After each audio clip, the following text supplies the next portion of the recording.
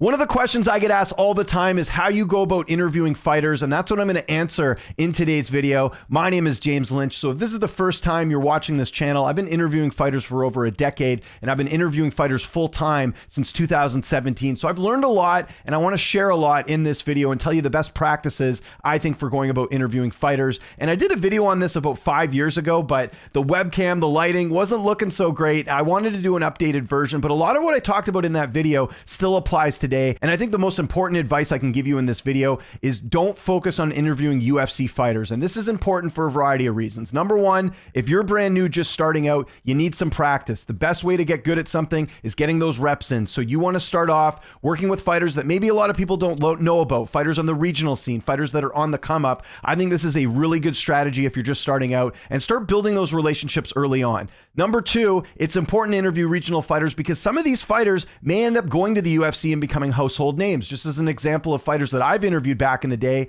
names like Sean O'Malley, Corey Sandhagen, Curtis Blades were fighters back when I interviewed them. Nobody knew who they were, and now they are big names in the UFC, and I still get to do interviews with most of them because of the fact that they remembered that I interviewed them back then, and we have that good relationship. So that's another reason why it's very important. Number three, some of these fighters that you could be interviewing could be teammates with UFC fighters. They might see your interview. They might know you're good to interview them. It's another way to build relationships. I think one of the key things to why I've been able to do this for such a long time is the relationships I've built in this industry with fighters, management, and everything else. So I would aim your focus on the regional fighters. Nothing wrong with interviewing UFC fighters, but you got to keep in mind a lot of the people out there, including myself, are already interviewing these fighters and are on a bigger platform. So more people are going to want to watch those interviews than the interviews with someone that's brand new. That's just the reality of the situation. So why not try and separate yourself from the pack? Now, how do you go about finding fighters that you can interview? Tapology is your best resource here. They have a fight center which has upcoming fights. You can see all the MMA, boxing, jiu-jitsu events that are coming up. We'll focus on MMA here, but like even as an example here, you got Road to the UFC.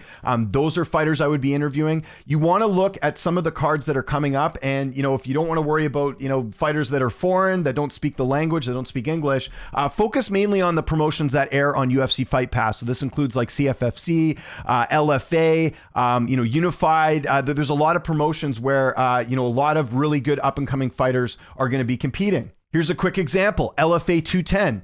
We've got a big card coming up here. You got Lance Lawrence in the main event, a Dana White Contender Series vet. He's taking on Javier Reyes. But I would focus on someone like Christian Natividad, right? He's 6-0. That's a very good record. This is, if he gets a win here, I'm sure he's bound for the Contender Series or maybe even the UFC. So that would be a fighter that I would focus on. And again, I don't think Christian's doing a ton of media. So the next step we do, and this is a key thing and a question I get asked all the time, is how do you go about interviewing Christian Natividad? We'll just use him as an example. So if you go here to his Instagram page, unfortunately, they do not have his management team listed. That's the first route I would go, is start building relationships with management groups. And this is good for a variety of reasons. Number one, they can set up the interview for you. It's not a matter of relying on the fighter to get the interview time there. Number two, if they know that you're good at doing interviews, you can start getting pitched interviews from management groups. I have a number of managers that pitch me interviews all the time about fighters that are available to do media. It's good to build that relationship. And also, I should mention, if you don't know which management group a fighter is rep by, just ask around. If you've seen someone that has interviewed that fighter before, ask them, send them a DM and ask, hey, who are they managed by? And start building those relationships with managers. So I think that's really an important aspect of this. Now, some fighters will have their management listed in their bio on Instagram. That's an easy way to figure out who is rep by who. You can see as an example here with Brandon Moreno, business inquiries, contact Iridium Sports. Sometimes they'll have an email or anything like that. That's an easy way to figure out who is managed by who. But like I said as well, you can just ask around in the industry. If someone has done an interview with a fighter, ask them who they're managed by and then get the contact info for that. Now, if I look on Christian's, who he's following, I believe he's with Iridium Sports. So if you look there, he's following Iridium Sports Agency. That's one of the major management groups out there. They rep a ton of different fighters here.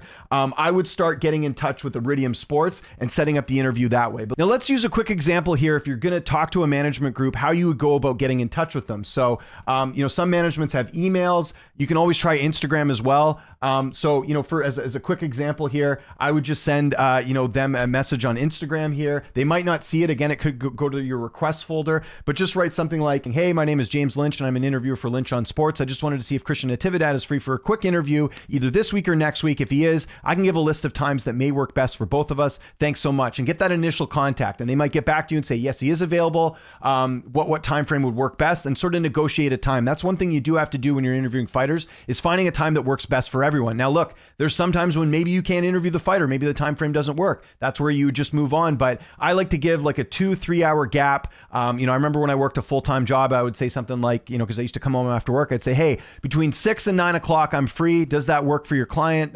Monday, Thursday, whatever, doesn't matter. If it does, great. If it doesn't, no worries. But that's how I would start that initial conversation.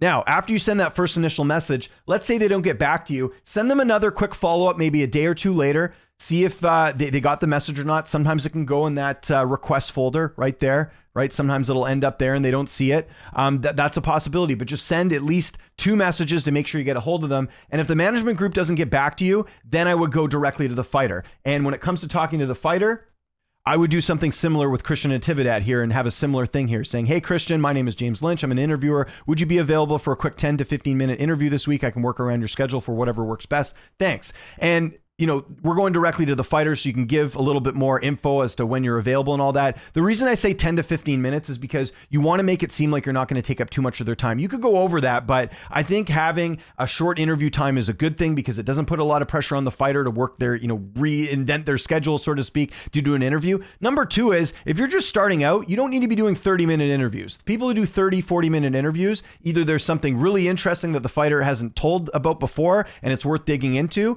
or you're someone like Joe Rogan or Ariel or someone that has, years and years of interview experience that can carry a conversation. You do not need to be doing a 30-minute interview with a fighter for the first time.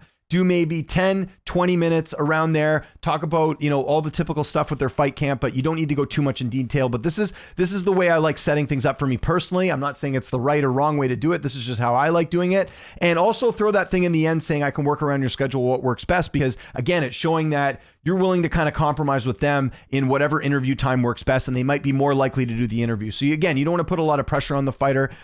You want to basically go this way and say it like this. I think personally, this is the best way to do it. I've been doing this method for years, and it has worked for me quite well. Now, that was just one example of talking about a regional fighter. Nothing wrong with interviewing UFC fighters, just don't make that your main focus. There's a lot of UFC fighters on the prelims that need to get more media attention. I think it's totally fine if you go look through some of these cards that are coming up here pretty soon and looking to see who might be available for interviews, okay? The one thing I will say, though, don't try and interview fighters during fight week. They're usually cutting weight. They're usually traveling. It's very hard to do interviews during the week. I think it's fine interviewing someone a month, 2 months out if the fight is coming up, especially because they're not going to be in the thick of camp, and they're not also going to be doing much media at that time too. So that's another thing to keep in mind here. But just as a quick example coming up here, time we're recording this is May 21st. We got the card coming up next weekend with Aaron Blanchfield, Macy Barber. I would not start interviewing fighters from that card today. I would let that ship sail. Instead, I'd focus on UFC 316 and maybe look at some of the fighters lower on the card. Don't be going for Merab or O'Malley. You're not going to get them. Let's be honest. If you're just starting off, I would look at some of these fighters on the prelims here, fighters that don't do a ton of media. Hit them up, see, again, go the method like I just showed you through their management and then through Instagram, see if that works, and just, play a numbers game. Reach out to as many fighters as you can and see who's available to do interviews. And like I said, if you want to know who a fighter's managed by, just go ask around. I'm sure a lot of people, would be willing to give out that information as to who is managed by who. And that's just something to keep in mind. But yeah, I don't think, nothing wrong with interviewing UFC fighters. I just think, again, it's better to focus on the regional scene because those fighters do even less media than the UFC fighters. Just a quick tip there. So to wrap up this video here, the best time to interview fighters is today. Don't wait till tomorrow or the next day. I see a lot of people being like, I need a good web camera. I need all this stuff. You don't need any of that stuff. You can start today. If you've got a cheap webcam or a phone, there's no reason why you can't start doing interviews. Start today. Don't wait any longer. If you're going to get into this, now is the time to start because there's more people doing interviews than ever, especially back when I started. So if you're going to get on doing any sort of fighter interviews, I would start doing that today. I have a whole other video on this channel that talks about how I record and do interviews. I'll link that in the description below. And if you have any questions about this video, don't hesitate to leave me a comment here on this video or hit me up myself on Instagram. My DMs are always open. Happy to help you guys out. Make sure you follow me on Twitter, TikTok, Instagram, @Lynch on Sports. My name is James Lynch. Thanks so much for watching, and I'll see you next time.